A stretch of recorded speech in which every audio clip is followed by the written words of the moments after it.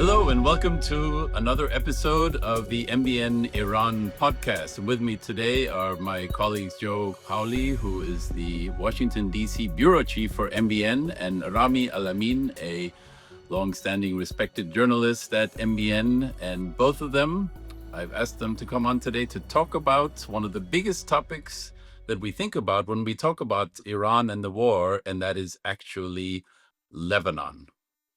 We've gone through so many things involving Lebanon in this war. Sometimes it's thought of as a sideshow, but sometimes you think that actually it's the main show.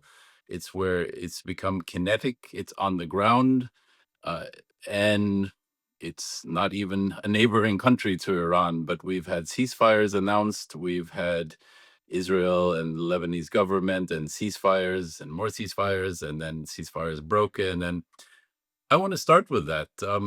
Rami, do you want to just catch us up? We talked about this a few days ago and how it's come to the center, and there's lots going on with Hezbollah. And do you want to just tell us your take on where we stand now?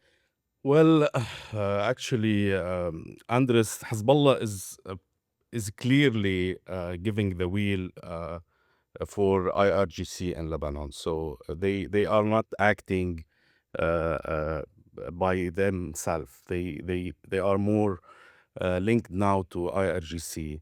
If you remember when the rockets were fired to on Israel on March 12th, 2nd, I think.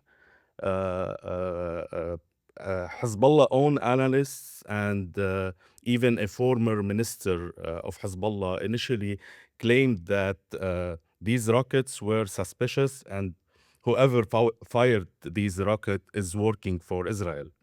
Later, they were surprised by the official statement by Hezbollah, uh, and they changed their narratives. In reality, it was the IRGC that issued that statement, and they dragged, uh, from my point of view, Hezbollah to this war again because it benefits their position in this war between them and the US and Israel. So basically, Lebanon now is in a position of paying a heavy price in this war, uh, simply to serve the Iranian regime and the regional interest of this regime. So you're saying that the shots are really being called from Tehran, that Tehran is instructing Hezbollah directly what to do, whether to accept the ceasefire or not, and so on. Yes, we witnessed that with what Naim Qasim said in his appearance, his last appearance. He clearly declined the ceasefire, so-called ceasefire. It's not a ceasefire. We know that the Israelis are not complying with any ceasefire now. This is another problem, but in the same time, the Hezbollah is clearly now like obeying to the IRGC more than the Lebanese dynamics, the interior dynamics, and this is, in my point of view, is very dangerous. So as you said, as you're trying to ask about, we are now hearing Tehran's voice in Beirut, not Hezbollah's voice. Uh, uh, I think Iran is now running everything, and uh, even if you remember when this government decided or decided to expel the Iranian ambassador in Beirut, he simply refused to leave. Hezbollah and Amal told him not to leave, and let's not forget as well that when the pager operation explosions happened in Lebanon in 2024, the Iranian ambassador was wounded because he had one of these pagers. So clearly, the operation, the Iranian embassy is a part of the interior operation of Hezbollah in Lebanon. And now it's more clearly that, as I said before, the Iranian are taking the wheel and they are the main player now in Lebanon. That's a good point about the pager. And just one more thing about this relationship between Hezbollah and Tehran. How has it changed over time? Is this unprecedented, this level of control from Tehran, or has it ever been like this before, where it was literally Tehran deciding on behalf of Hezbollah?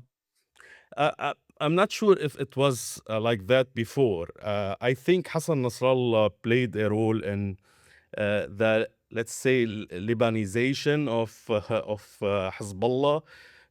He was trying to have a narrative more Lebanese in that term.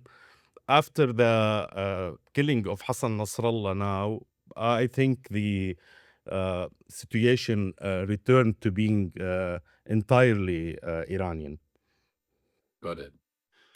Well, speaking of relations between, who's calling the shots and from where, I want to turn to you, Joe, and ask you, as you know, and you've so well reported in recent times, most recently we had the expletive-laden phone call from President Trump with Prime Minister Netanyahu. So can you walk us through a little bit about the background to that and frankly, who's calling the shots there and who is Washington negotiating with and calling ceasefires with? Who are they talking to? Let's first go back to important languages being used. On June 3rd, the State Department, after hosting the trilateral or bilateral meetings between Israelis, Lebanese, and the Americans in the Washington, they released a joint statement, and they used and called that there's a need for a ceasefire. But if you read the language, and we did a video explaining this, because unfortunately, what we are witnessing right now in the media landscape, especially in the Middle East, it's a division between people saying, well, this is not really a ceasefire because we are witnessing what's happening. There are violations from both sides. And others are celebrating that at least there are talks and there is some sort of governance over the decision of what Lebanon wants to do without Iran. And we heard what the Lebanese president, Joseph Aoun, said with Christian Amanpour on CNN, that Lebanon calls the shot. It's not your people, it's not your country. That's why I want to go back to see that there's a division between people who celebrate that statement and the ceasefire and people who are calling it really not a ceasefire. So it's conditional.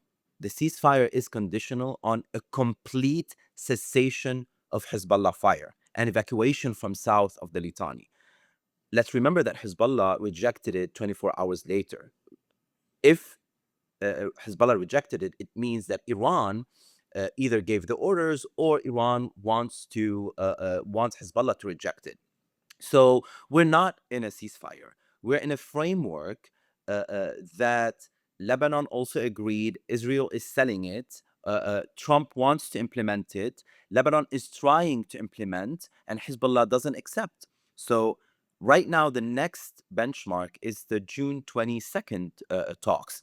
Right now, as of today, there was skepticism, even in Lebanon, on how the shape of these talks are going to happen given the circumstances. So if Hezbollah shows up, the framework might have some legs. If they don't, then Washington whole thesis would be hard to implement. And that's what we mentioned also on Monday with the MBN agenda, going back to your question.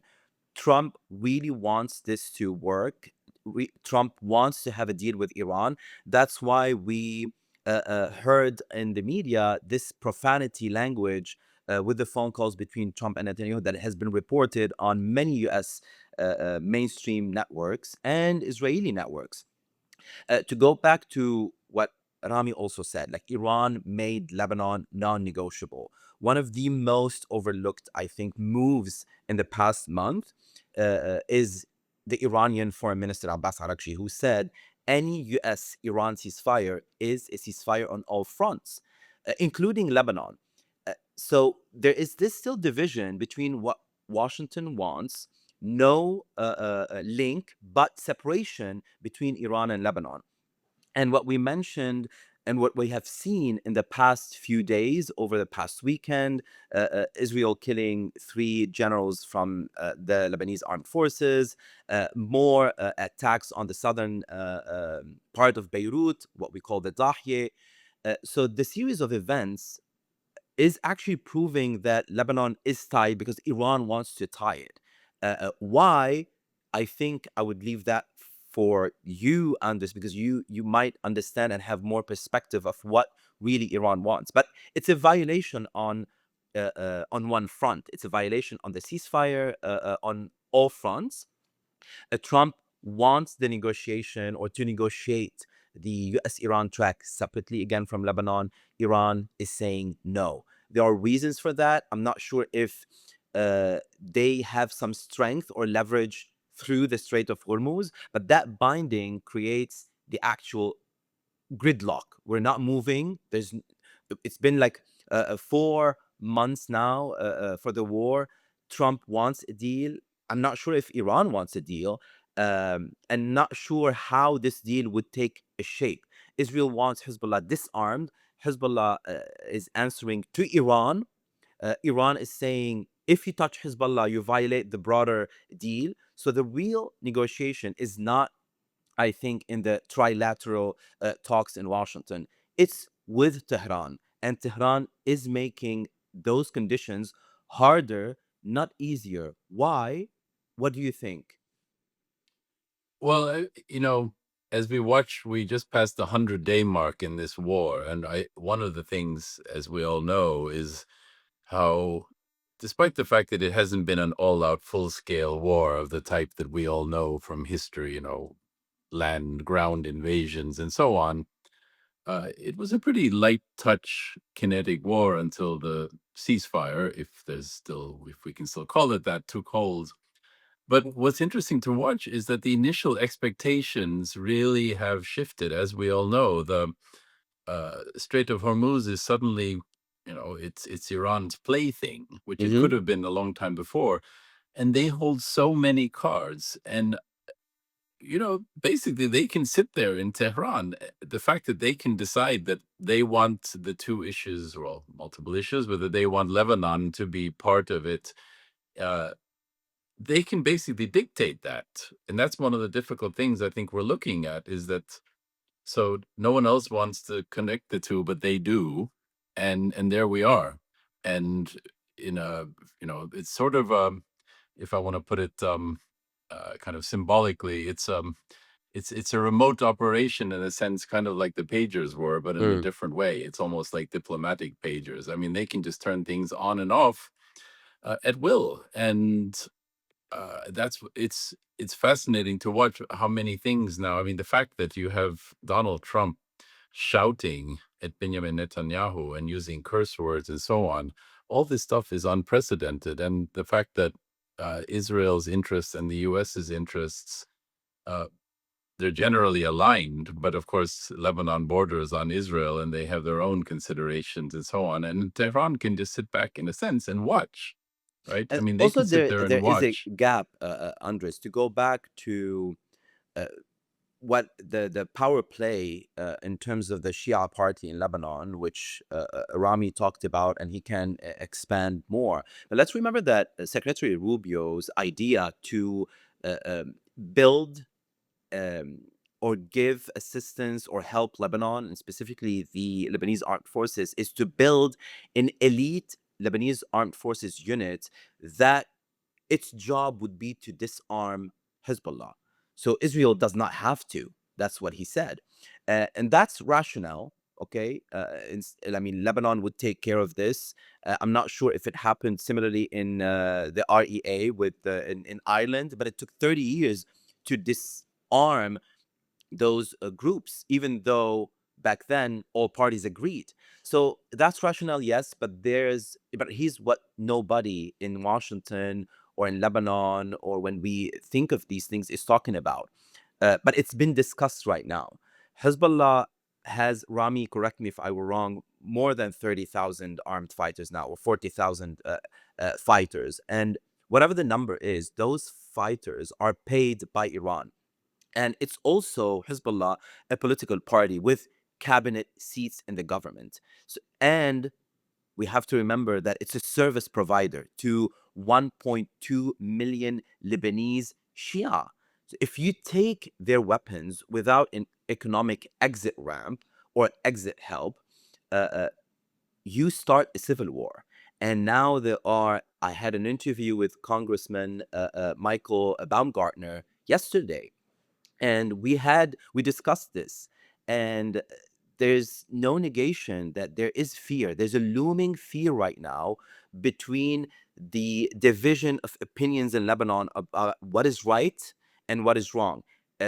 More importantly, how the implementation of a ceasefire is right or wrong. There's a huge division between how Lebanese people are seeing it. So I think there is that fear right now.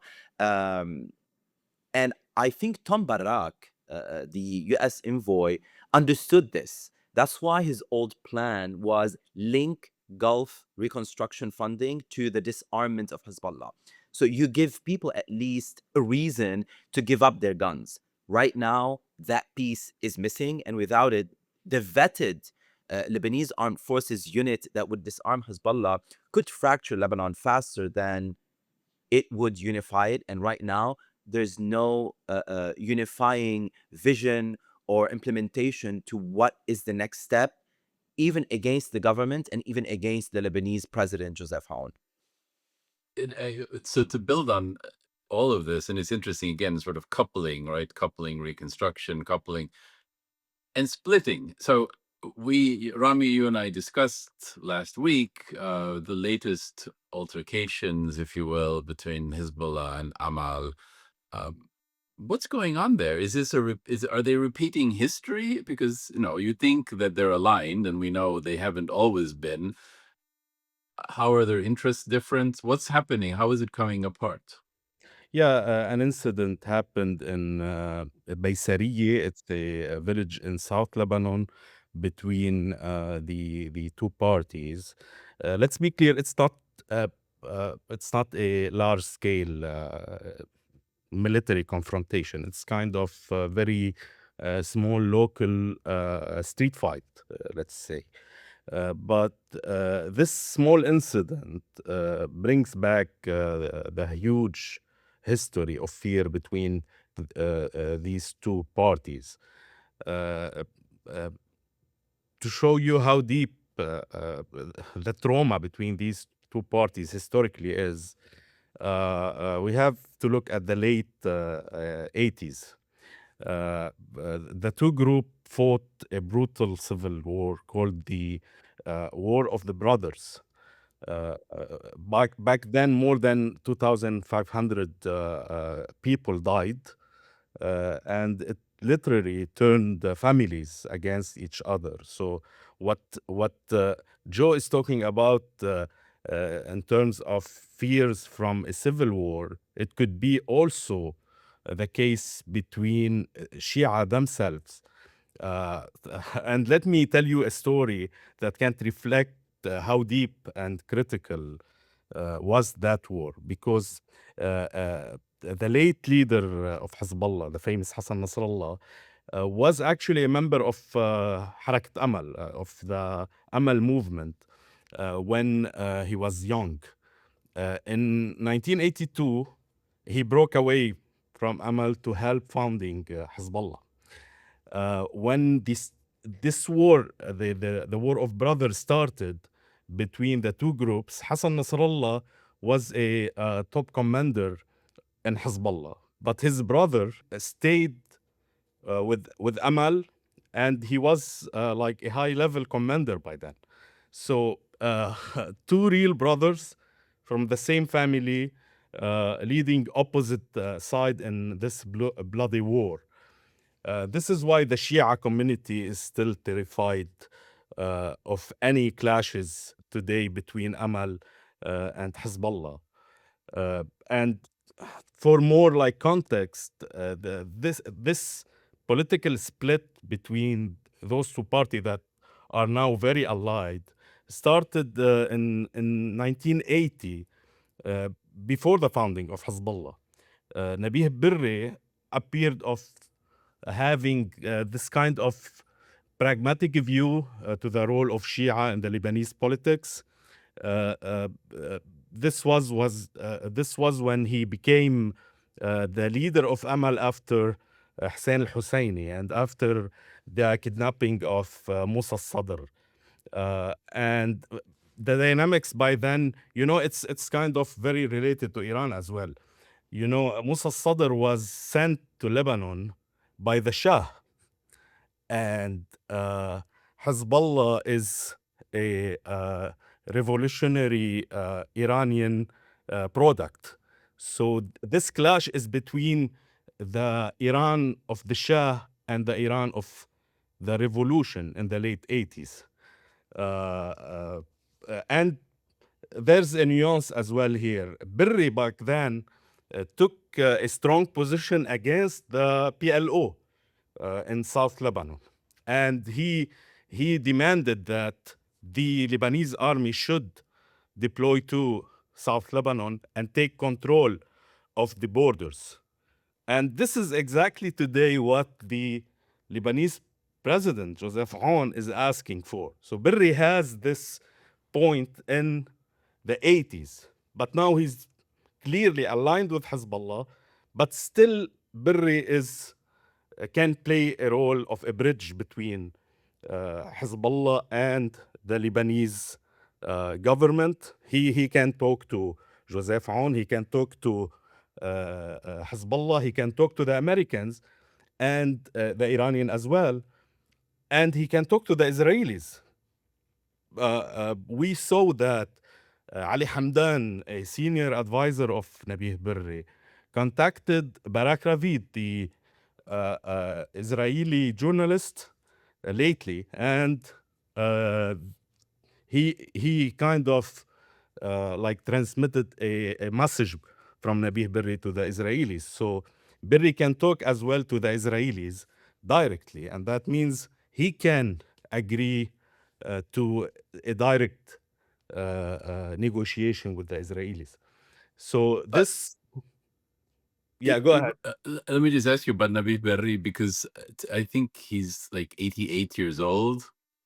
More power to him for wanting to get involved in trying to solve this. I'm curious, just as an aside, do you think that the eventual generational change, I mean, when he's no longer active, shall we say, if that's going to change the dynamics on the ground? The Lebanese Shia have this. They said, I don't know how to translate this to English. Joe, help me. They says that يا ويلنا من بعدك لنبيه بري. which means in a way, like, how can we really exist after you? After right? you. Yeah. So because if he dies, it will be a huge problem for the Shia community. He's the only point of contact between the Shia now and the world, even with the Americans. And we know that this administration put some sanctions on people around Berri.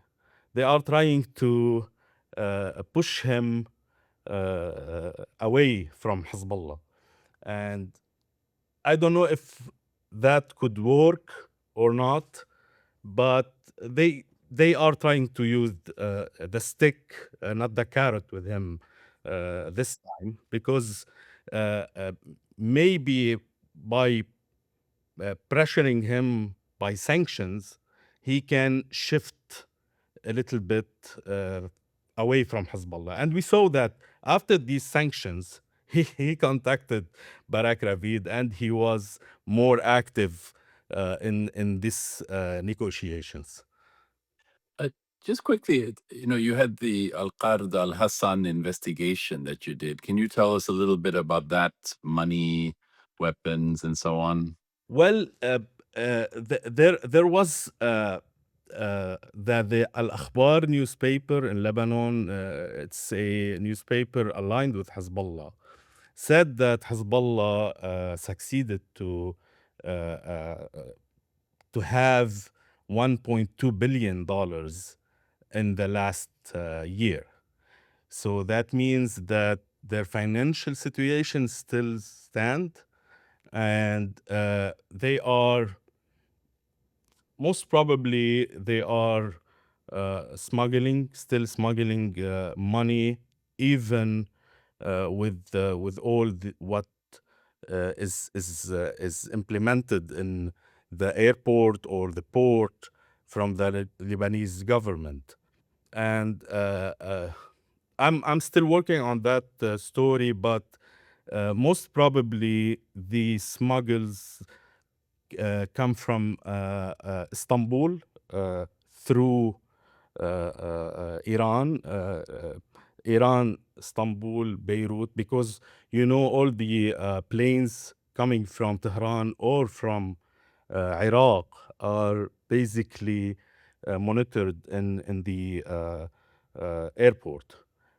And there is a lot of talks in Israeli media that the Turkish are playing a role in letting Hezbollah get these huge amount of money, because their financial situation before the war was they got like around 800 million, 900 millions. Now they are getting 1.2 billion uh, in the middle of the war. I have to say that we need to look at this also in a regional lens, because the hardest question, can we disarm Hezbollah? Can you disarm Hezbollah while Iran remain in the region? So the answer that really a lot of people and no one will say out loud is no, not easily. Hezbollah rearms.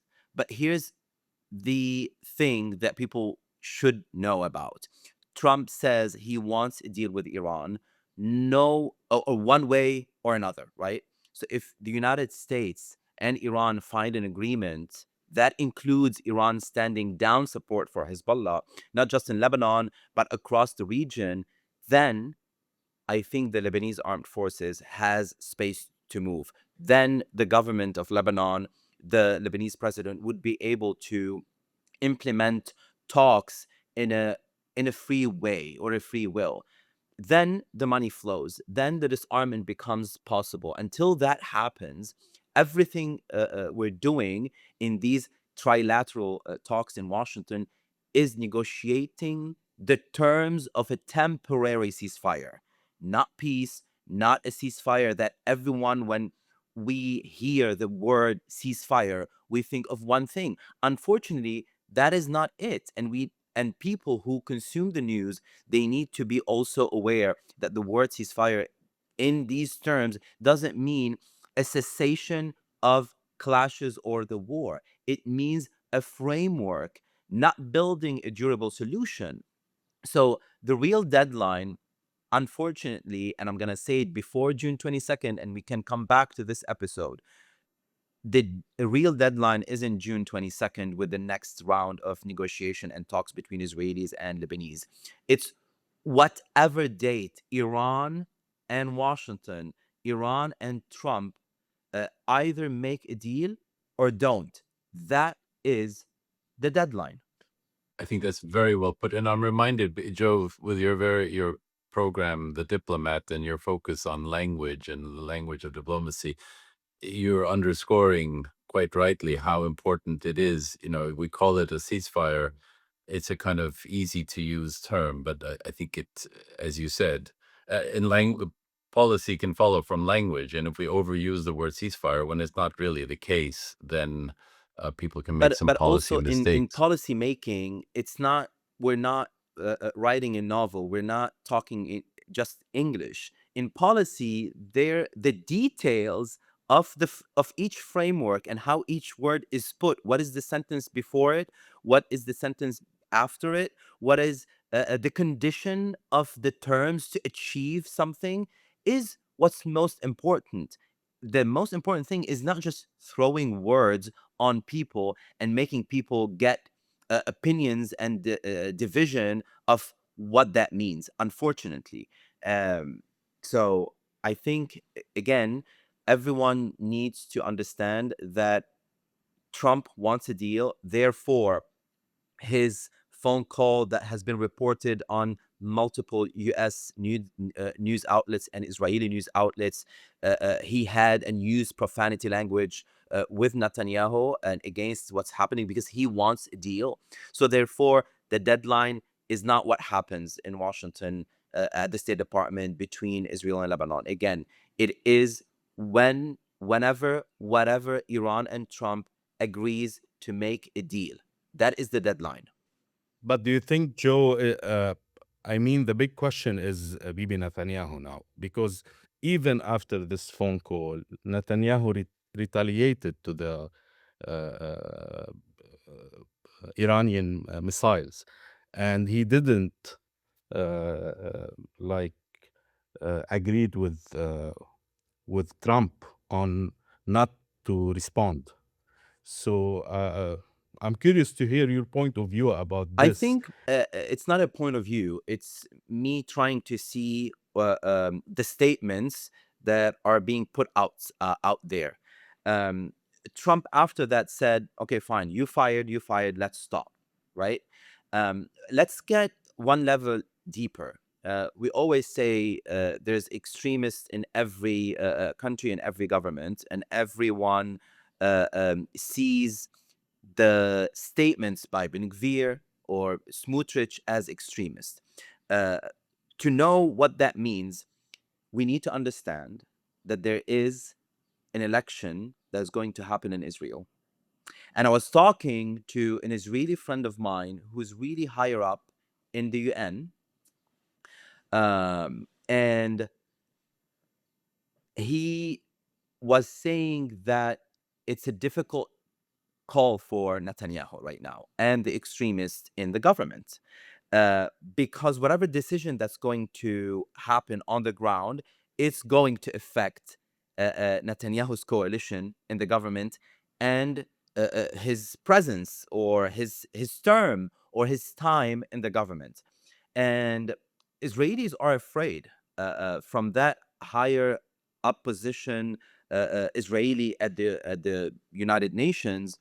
There is fear right now that also the election might not happen because the extremists, whether it's Ben Gvir or others, would push Netanyahu, and Netanyahu would play that game that we would have a war, and therefore we're not going to have an election.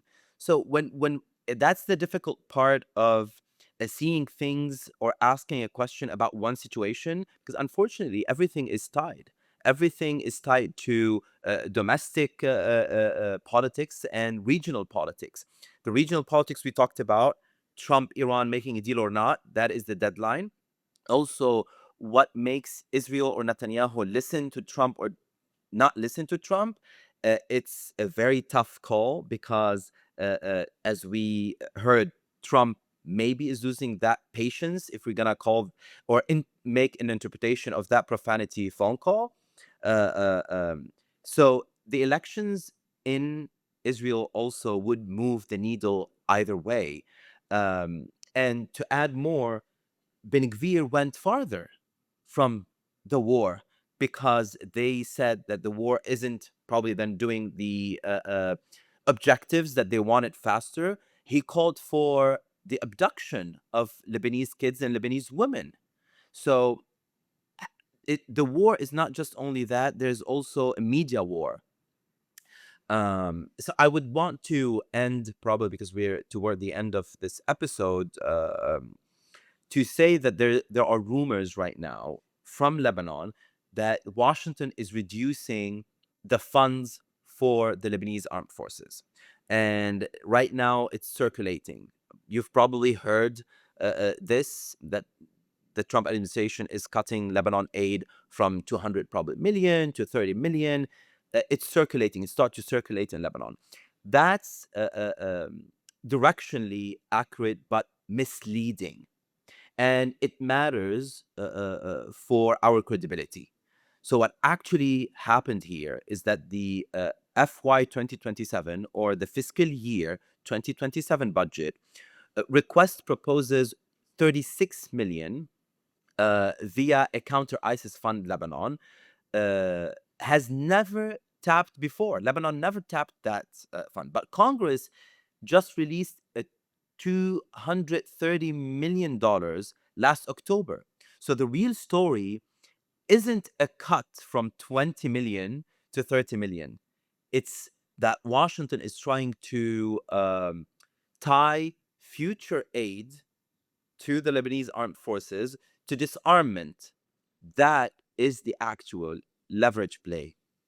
I think that's a brilliant conclusion to what we've been talking about. It's kind of who's even at the table, who's talking to whom, which issues are even on the table. Basically, everything is a variable. And as you highlighted about the election, and this is something to bear in mind, the U.S. has its midterm elections in November. The Israeli elections are supposed to happen by, I believe, October 27th. They may be moved up earlier, but as you're saying, maybe conditions will change even that date.